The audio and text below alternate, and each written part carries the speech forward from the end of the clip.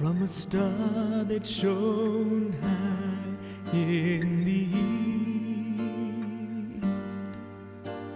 Glow from the manger that night. From his eyes you would know he'd bring the earth back to life.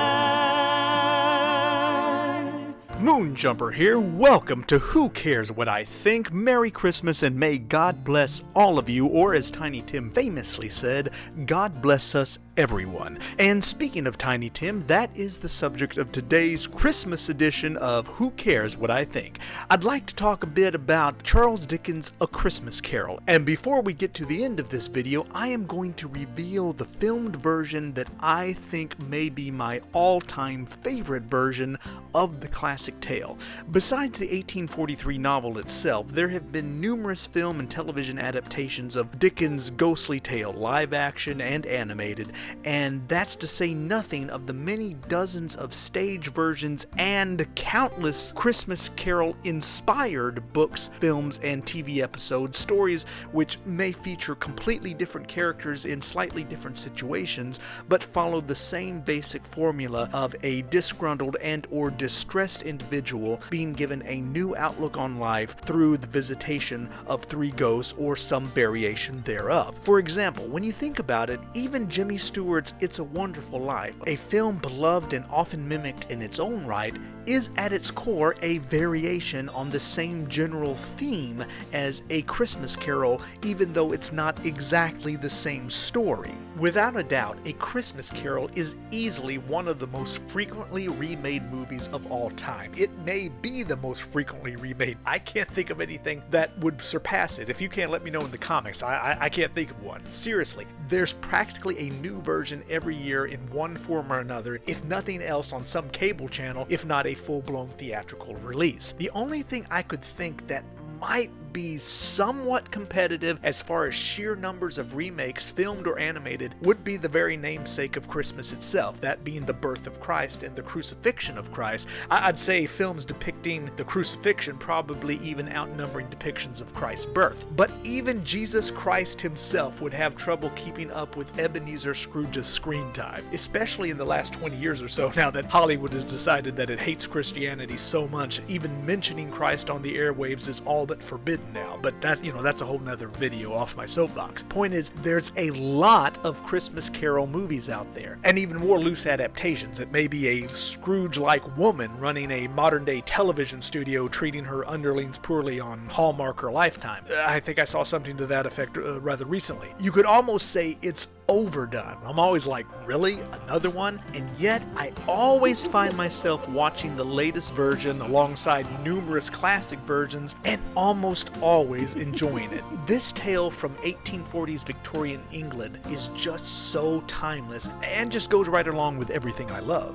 Number 1. I love Christmas. I am not being cliche. It is literally my favorite time of year. I love the decorations, the gift giving. It's the one time of year I actually enjoy shopping. The whole atmosphere, the music. It is my favorite music to listen to and to sing, and I love the movies. Okay, Hallmark Channel is a little excessive, but all the classic Christmas films we all know and love, I could watch them 100 times over and never get tired of them. Number 2, it's a Victorian period piece. I always enjoyed depictions of Victorian England, the whole majesty of it. And A Christmas Carol is kind of the quintessential zeitgeist of that period of English culture in the 1840s. Number 3, it's a ghost story, at times bordering on the classic horror genre. Actually, no, it's not bordering, it is horror. A Christmas Carol is an extremely dark novel, and classic cinematic depictions of the ghost of Jacob Marley dragging his chains of burden, Scrooge confronted with the souls of dead children lost to the workhouses, and the ghost of Christmas future, a dead ringer for the Grim Reaper. We've seen these dark depictions of Scrooge's terrors in both classic and modern films, and they are every bit as chilling as the most thrilling Universal monster movie. And number 4, it's also a time travel story. this is right up my alley.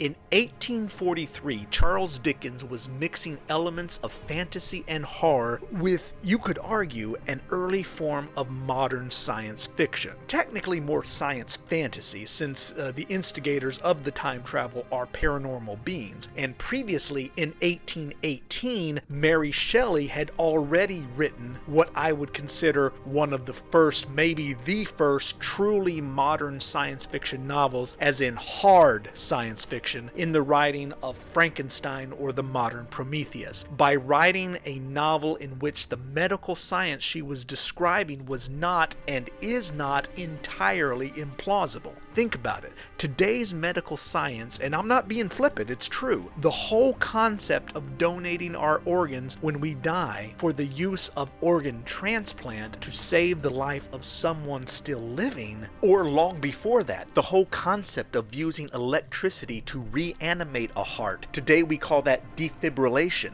It's done countless times a day, every day, saving lives every day for decades. These ideas were essentially invented by a young woman in the early 1800s, Mary Shelley, in Frankenstein.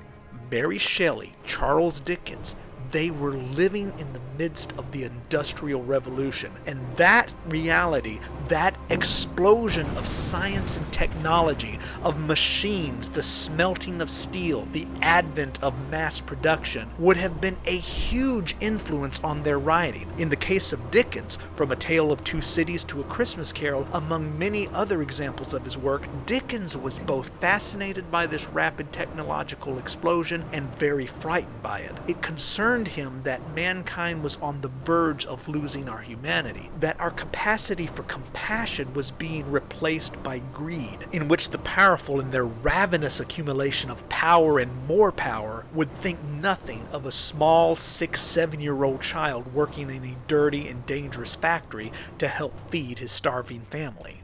Are there no prisons? Are there no workhouses? Are there no prisons? Are there no workhouses? What of Tiny Tim? Will he live?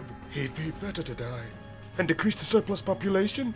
You mock me with my own words. Who are you to decide who shall live and who shall die? When Rod Serling created The Twilight Zone in 1959, he used sci-fi and horror, stories not completely dissimilar to A Christmas Carol in terms of style, as thinly veiled means of social commentary, as weekly morality plays. Gene Roddenberry did the same thing with Star Trek a few years later. But neither TV writer were the first to do this, not by a long shot. Mary Shelley, Charles Dickens, H.G. Wells, they were doing exactly that well over a century before them, or in the case of Wells, more than half a century. And in the case of Dickens, even though the time travel aspects of A Christmas Carol are more fanciful than the more realistic writing of hard science fiction that would very soon follow with the likes of Jules Verne's and H.G. Wells, I could certainly believe the writings of Dickens being an influence on a man like Wells, such as when he published The Time Machine in 1895, just 25 years after Dickens' death. In my opinion, Charles Dickens' A Christmas Carol is one of the most important cornerstones of modern speculative fiction in all of literature and cinema. Without A Christmas Carol, I'm not sure you have Star Wars or The Avengers, certainly no time travel movies, Back to the Future, Terminator, or any number of the major sci-fi, fantasy, and horror titles that are so prominent today. We just take them for granted. I think that's part of the reason, besides the whole general message of, be good to your fellow man, help those who are less fortunate, there are so many basic foundational cultural precepts presented in this one rather short novel, A Christmas Carol, that it's become a cornerstone of our general psyche, both as the core message of Christmas in terms of promoting simple human decency and being a vital cornerstone of our general popular culture.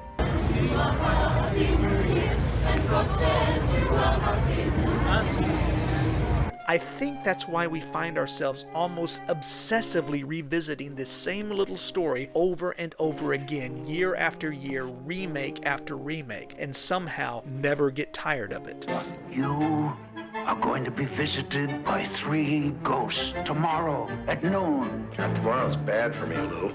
As a matter of fact, the whole rest of the week is a washout. Ow. The first known film version of A Christmas Carol was a silent film directed by Walter R. Booth in 1901 titled Scrooge or Marley's Ghost. Now think about this in 2021. 1901, that's exactly 120 years ago. The first Christmas Carol movie that we know of was made just 58 years after the novel was written in 1843. Think about that. That kind of puts the history of cinema in perspective, just how long we've been making movies. From the perspective of today, 120 years ago, 1901, the streets were still filled with horse and buggies. The Wright brothers were yet to make their famous flight at Kitty Hawk, while just 58 years ago was 1963. John F. Kennedy was president. In fact, that's the year he was shot. And Gene Roddenberry would be rolling cameras on this first Star Trek pilot, The Cage, just a year later. So in about the same amount of time that Star Trek has existed is roughly the same amount of time that A Christmas Carol had existed in the form of a novel and a number of 19th century stage adaptations when this silent film was made at the dawn of the 20th century in 1901. And that's how long, 120 years, that we have been remaking the same movie, A Christmas Carol, year after year after year. That first film in 1901 was just over 6 minutes, and about 3 minutes of that film actually still survives. And then more silent film adaptations of Christmas Carol stacked up one right after another. 1908, 1910, 1913, 1914.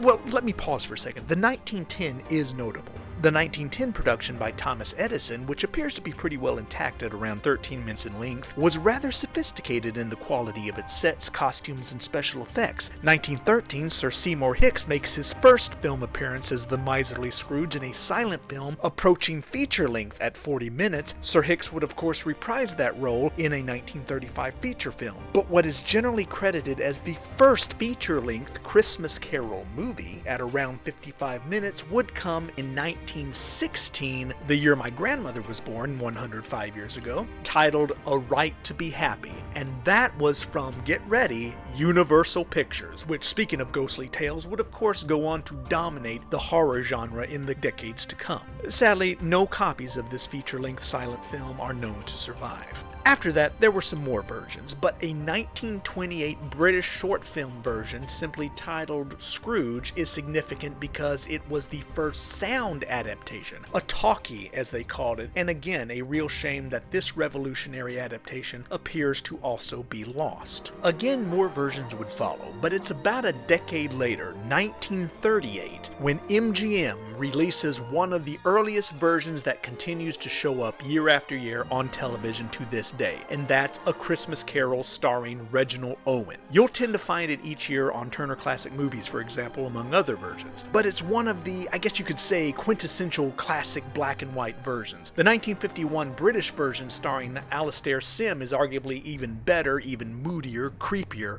There's just something to be said about that certain mood you can only get out of the misty, ghostly black and white versions of yesteryear, which is just not the same with later color versions, regardless how excellent and well crafted and well acted they may be it from George C. Scott to even Patrick Stewart. There are, of course, numerous animated versions. I would think one of the most beloved and well known is Mickey's Christmas Carol from Walt Disney Pictures in 1983, which featured crotchety old Scrooge McDuck playing the role of his namesake, Ebenezer Scrooge, in a brief half-hour short far more endearing than Disney's more recent CGI explosion in 2009. Sorry, Jim Carrey. Speaking of animated features, the dumbest title award would probably have to go to a 2001 British animated feature titled, get this, Christmas Carol, the movie. Now, I've never seen this movie, never heard of this movie until I happened to come across it in my research for this video. It may be fantastic. I'm not judging the content of the film. Oh my God, that is some god-awful animation. And this is put out by some major studios, Pathé, MGM. You've got some names attached, Simon Callow, Kate Winslet, Nicolas Cage. The director is an Academy Award nominee, not for this movie, but wow. Anyway, what kind of out-of-touch hubris do you have to adapt yet another version of the most remade, rebooted film in history and title it Christmas Carol, the movie? An adaptation I suspect didn't do all that well since no one's ever heard of it. In the US it went straight to video. So I guess I am going to have to find it and watch it because it surely must be the best version ever made to be titled The Movie. But hey, it does have a big song and music video by Kate Winslet attached to it. Heck, I didn't even know she sang. And you know, to be honest, it's actually not a bad song.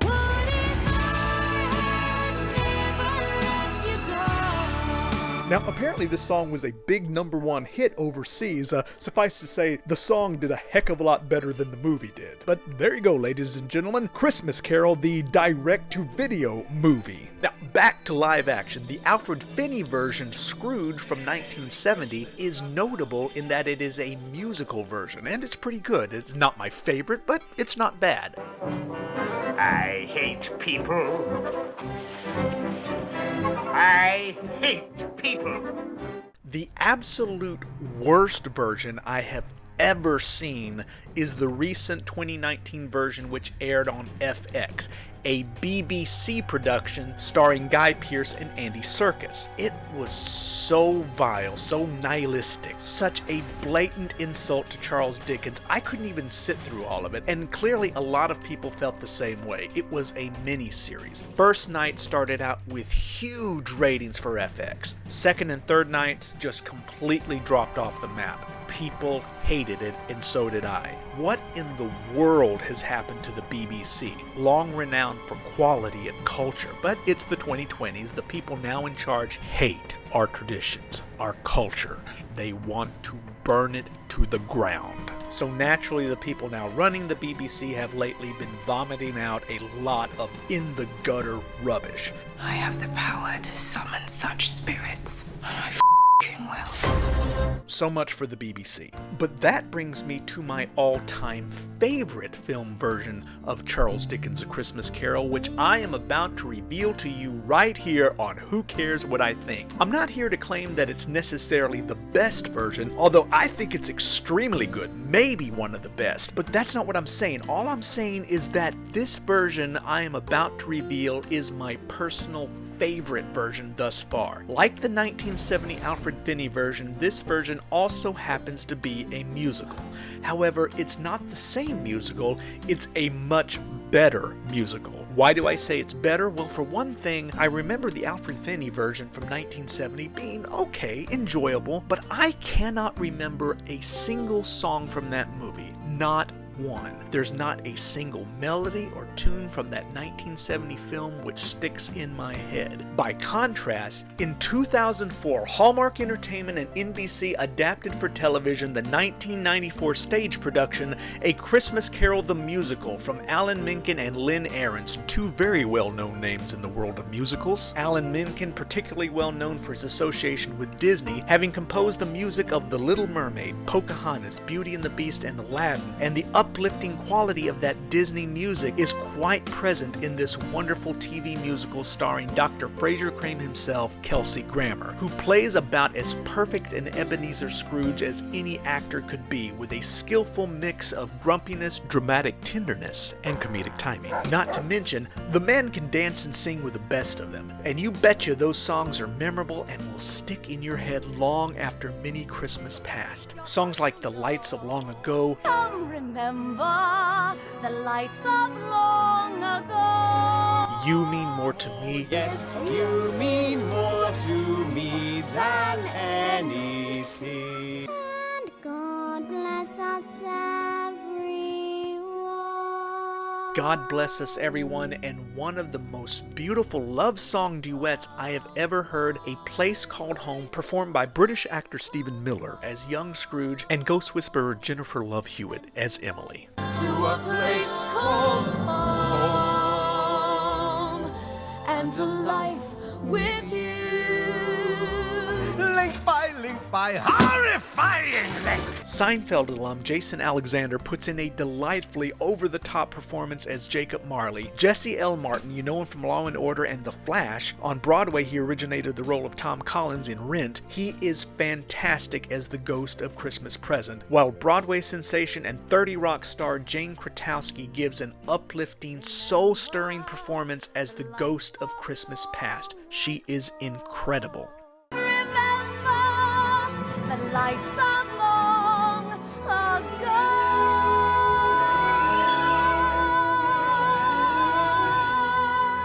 It is called A Christmas Carol, the Musical, and in this case, the title is absolutely appropriate. This is the film adaptation of the original stage production, and it is absolutely delightful. If you haven't seen it, I highly recommend you seek it out. Streaming options are kind of limited. Currently, it is available on Hallmark Movies Now. That's Hallmark's paywall streaming service, but it is also available on DVD. I encourage you to check it out, but who cares what I think? Bah humbug! From deep in the heart of Texas, I am Moonjumper, wishing you the merriest of Christmases in these dark, wintry times, knowing that in the sky there will always be a warm, glowing light. God bless us, everyone. With the baby in the hay and the angels in the sky, Jesus Christ was born, so our souls may never die. And I wonder what they thought when they saw him in the light, the star glowing bright, God smiling with delight. For his son was born this night 2,000 years ago to cleanse us of our sins and allow love to flow. And I wonder what they thought when they came upon the sight, Jesus Christ the child glowing